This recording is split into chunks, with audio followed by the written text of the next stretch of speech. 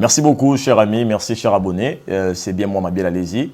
Pour ceux qui ne me connaissent pas, je suis votre coach dans le domaine du leadership, management, dans le business, dans tout ce qui est business. Je vous donne des enseignements et des instructions et des leçons sur le business, comment faire évoluer vos business, votre entreprise, votre start-up. Mais je suis en même temps pasteur. Je suis révérend, Mabiel Alési. Et donc, j'ai partagé avec vous aussi la parole de Dieu. Et je vous aide aussi dans les relations humaines. Comment est-ce que vous pouvez faire en sorte d'améliorer vos relations, puisque nous vivons dans un monde où nous sommes toujours en relation avec les autres. Et donc celui qui est dans les bonnes, celui qui sait comment gérer les relations, sera heureux, et celui qui ne le sait pas ne sera pas heureux. Et aujourd'hui, je suis très content de vous présenter un enseignement très important sur l'espérance passive. Le titre c'est l'espérance passive est mortelle. L'espérance passive est mortelle. Donc, l'espérance passive, c'est quoi? L'espérance passive, c'est lorsque nous espérons aux choses. Nous pensons que les choses vont arriver, mais nous ne faisons rien pour que ces choses-là deviennent réalité. Je l'appelle l'espérance passive. Beaucoup de gens dans le monde ne réussissent pas. Beaucoup de gens dans le monde meurent malheureux, misérables et pauvres parce qu'ils ont des espérances passives. Ils ont des espérances inactives, des espérances qui ne produisent absolument rien. Alors, l'exemple le plus fréquent, c'est par exemple, vous avez beaucoup de gens qui partent à l'église, ils croient en Dieu, ils aiment Dieu, ils croient en Jésus. Mais les problèmes avec eux est qu'ils ont de l'espérance passive. C'est-à-dire qu'ils ne font pas des actions pour améliorer ce qu'ils font. Alors, puisqu'ils ne font pas des actions pour améliorer ce qu'ils font, leur vie demeure une vie de misère. Parce que la vie de l'homme va changer seulement si ses actions changent. Et je réponds à la phrase. La vie de l'homme ne peut changer uniquement si l'homme change ses actions. Et donc, ce sont vos actions qui vont déterminer vos résultats et non pas votre expérience. Ce sont vos actions qui vont déterminer vos résultats et non pas votre espérance. Alors, l'homme qui continue à espérer, il n'aura jamais de bons résultats. Et sans parler d'un homme qui est à l'église, par exemple, vous connaissez beaucoup de frères à l'église, et il commet des actions parfois abominables, il commet des actions parfois injustes, parfois horribles. Alors, qu'est-ce qu'il fait? Il se donne l'obligation de faire une œuvre dans l'église. Ils ont l'obligation de faire un service à l'église. Alors, il balaye l'église, il transforme l'église, ou bien il est celui qui arrange le chaise et le banc. Alors, ces personnes-là ne savent pas que malgré ce qu'ils font, ils seront toujours, malgré ce qu'elles font, c'est des personnes, malgré ce qu'elles font, elles seront toujours sanctionnées par Dieu parce que leurs œuvres n'étaient pas bonnes. Dieu est celui qui regarde les œuvres et non pas le sacrifice. C'est-à-dire, quelles sont les œuvres que vous commettez envers les autres? Parce que nous serons tous jugés, non pas par rapport à ce que nous voulons, mais nous serons tous jugés par rapport à nos œuvres. Or, nos œuvres, ce sont ce qui déterminent nos résultats. Et donc, pour que nous changions nos résultats, nous devons commencer par changer nos œuvres. Et nos œuvres dépendent essentiellement de nous-mêmes. Nous sommes le garant, nous sommes le maître de ce que nous faisons comme action. Alors, si jamais je suis quelqu'un qui commet l'adultère, si jamais je suis quelqu'un qui commet le péché chaque jour, et que je me donne l'ordre ou l'obligation de travailler à l'église, de faire un service à l'église, je peux vous rassurer que ma vie sera toujours dangereuse, misérable. Parce que déjà les actions que je commets ne sont pas bonnes. Et Dieu est celui qui regarde mes actions. Il est toujours en train de punir mes actions. Il est toujours en train de bénir ce que je fais de bien et il maudit ce que je fais de mal. Et donc, je dois faire très attention à mes œuvres. Il ne faut pas qu'on se donne de l'espérance passive. Donc, je travaille à l'église, je suis fort à l'église, je suis cher à l'église. Ma vie sera grande, ma vie sera prospère, elle sera meilleure. Les choses ne se passent pas comme ça, cher ami. Les choses se passent de cette manière-là. Donc, ce que vous faites de bien, vous allez récolter. Si vous faites de mal, vous allez récolter.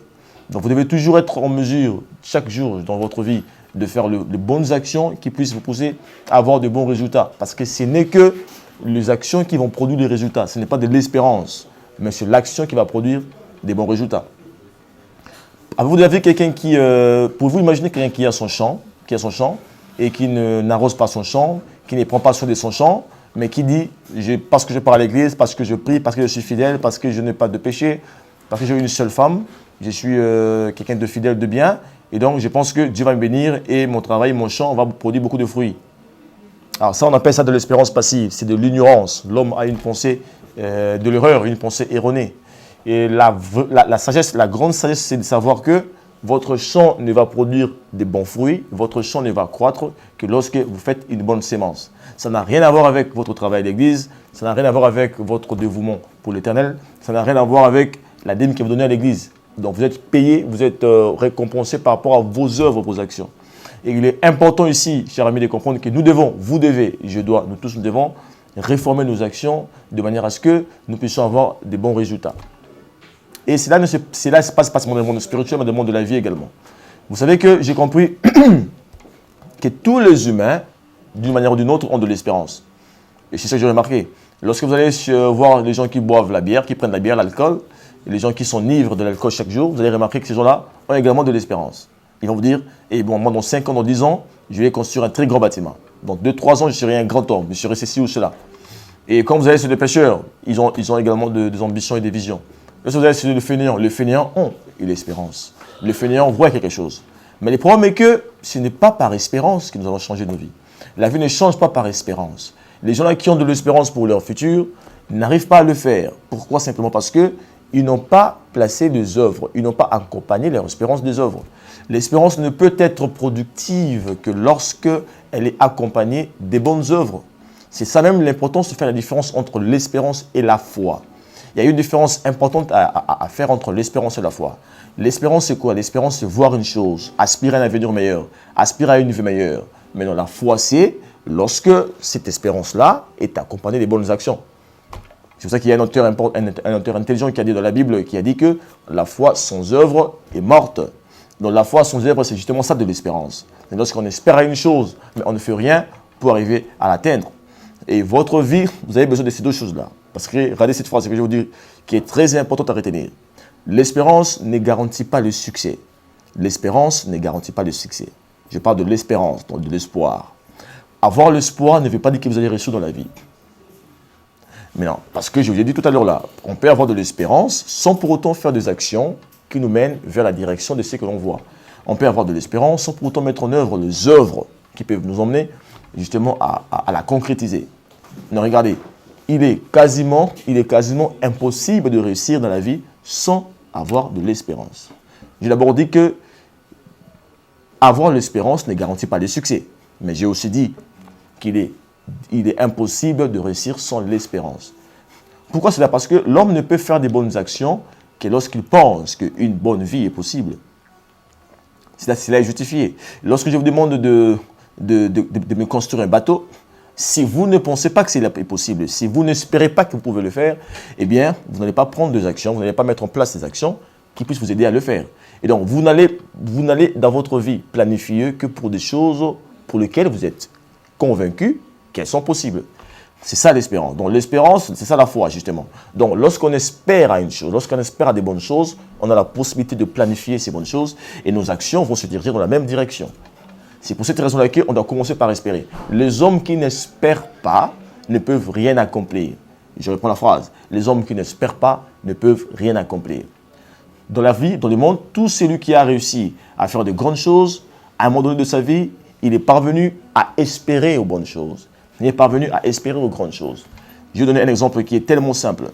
S'il y a deux élèves qui sont étudiants dans une salle de classe, et ils ont deux visions, ils ont des espérances différentes. L'autre dit, je vais réussir. L'un dit, je vais réussir.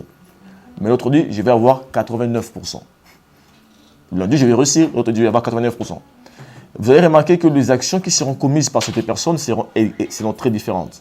Ces deux élèves-là auront des actions différentes. Celui qui dit qu'il va réussir, il sera là en train de lire son cahier, en train de réviser ses notes. Et lorsqu'il y a coupure du courant électrique, qu'est-ce qu'il fait? Eh bien, il ferme le cahier, il s'en va. Mais celui qui dit que je vais avoir 89%, vous avez remarqué que lorsqu'il lit son cahier et qu'il y a coupure du courant, qu'est-ce qu'il fait? Il peut allumer la bougie ou bien il peut allumer la torche et puis il continue à étudier. Pourquoi? Parce que celui-là qui continue à travailler lorsqu'il y a même coupure du courant électrique, et c'est lui qui a une grande espérance pour sa vie. Il voit de grandes choses. Alors, puisqu'il voit des grandes choses, puisqu'il espère aux grandes choses, ses plans, ses actions sont également grandes. Parce que vous êtes justifié par vos actions. Votre vie est justifiée par vos actions. Les actions que vous faites aujourd'hui vont justifier ce que vous serez demain. Je réponds la phrase.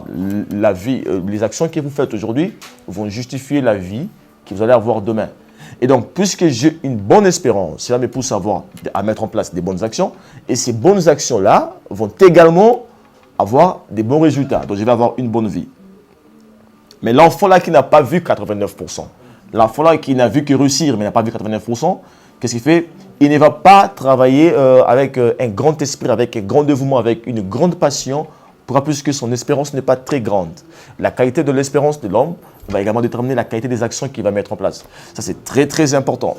Et donc, je vous appelle, je vous emmène, je vous invite, chers amis, à espérer à des grandes choses. Parce que quand tu espères grand, tu agis grand. Et quand tu agis grand, tu auras des grands résultats. Lorsque tu espères grand, tu agis grand. Et lorsque tu agis grand, tu auras des grands résultats. Il est possible, en tout cas, de réussir la vie si on a de l'espérance. Mais seulement lorsque cette espérance-là est accompagné des bonnes actions. Le futur ne change pas en espérant, le futur change en planifiant. Je veux une chose, j'espère au meilleur futur, j'espère à une meilleure vie, mais en même temps, je planifie. En même temps, je mets en place les actions qui vont me pousser à agir, qui vont me pousser à atteindre mon but. Regardez ça, aucune équipe de football ne peut commencer un match sans un plan de jeu. Aucune équipe de football ne peut commencer les matchs sans un plan de jeu. Ta vie a besoin d'un plan de jeu. Et donc, tu vas d'abord commencer par voir une chose, tu vas commencer par espérer une chose, à espérer un meilleur futur. Oui, c'est bien bon, mais mets en place un plan de jeu. Mets en place un plan de jeu. Vous allez remarquer avec moi que la chose la plus importante dans le monde, la chose la plus difficile, je voulais dire, la chose la plus difficile, ce n'est pas d'avoir de l'espérance. La chose la plus difficile, c'est de mettre en place les actions qui puissent concrétiser notre espérance. Et ça, tout le monde ne le fait pas. Tout le monde espère, mais tout le monde n'agit pas. Ça demande du sacrifice, ça demande de l'action, ça demande du travail. Chaque jour, nuit et jour, vous devez travailler, vous devez vous exercer, vous devez vous préparer pour que votre futur devienne une réalité, pour que ce que vous avez vu dans vos yeux devienne une réalité. Et je crois que ça peut devenir une réalité. Merci beaucoup, c'est Mabel Alési, votre humble serviteur. Je rappelle que je suis votre coach dans beaucoup de domaines de la vie. En même temps, je suis aussi auteur d'ouvrages. Et mon dernier livre qui vient de sortir, c'est La puissance de la joie, le livre qui se vend à 10 $. Vous l'avez vu dans nos précédentes vidéos.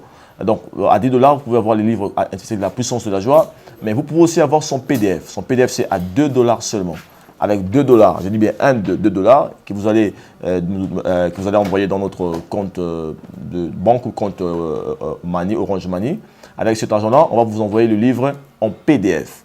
Et donc, vous pouvez nous consulter sur notre page Facebook Mabel Alési. Écrivez-nous dans la page Mabel Alési pour des commentaires, pour des conseils, pour des suggestions. Et toutes ces choses-là seront les bienvenues. Et je vous rappelle que nos vidéos sortent chaque semaine, tous les mardis. Vous pouvez les avoir. Donc, ça veut dire que vous devez vous abonner sur la chaîne pour que vous ayez accès à toutes les vidéos qui sortent chaque semaine, tous les mardis. Donc, 2 à 4 vidéos en français et en anglais. Je rappelle que ceux qui n'écoutent pas le français peuvent également suivre nos vidéos en anglais. Ça sera vraiment édifiant pour leur vie. Donc, je continue à insister. Abonnez-vous sur la chaîne, activez la cloche de notification et vous allez remarquer que chaque semaine, vous allez avoir des vidéos qui vous inspirent, qui vous fortifient et qui vous aident à mener une bonne vie. Écrivez-nous sur la page Mabel Alési pour des conseils et des commentaires. Nous serons toujours prêts. N'oubliez pas, le PDF du livre La puissance de la joie, un livre qui est très exceptionnel.